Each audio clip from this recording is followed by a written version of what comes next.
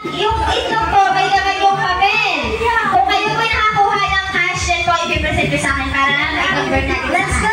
Okay? O sige, trial muna. Wala na naman! Sige, ini-trial muna. Tatlong itlog muna. Okay, 1, 2, 3. Ayan! Ay! Sister ka! Okay ka lang ba?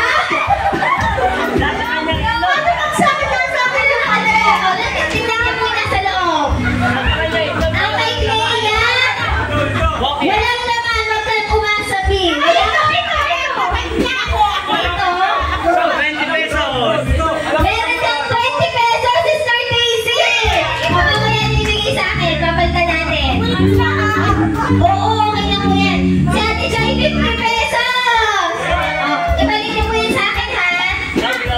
Yung mga, okay na ako, guys. Ayan ha, ganun po ang gagawin natin. So, ang expect niyo po, meron siyang pokya, may 20, may 50, 100 at 500 pesos.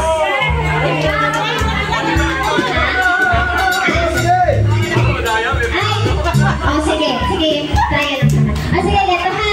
Kasama pa rin yung tatlo kanina nakakuha ng itlog. At ngayon, may nakakuha ulit. Give way to others na tayo, ha? Give way to others. Ano po? Mag-share po tayo. Magbubuka. Okay. O sige, Kuya Kay. Medyo layuan mo na konti iba.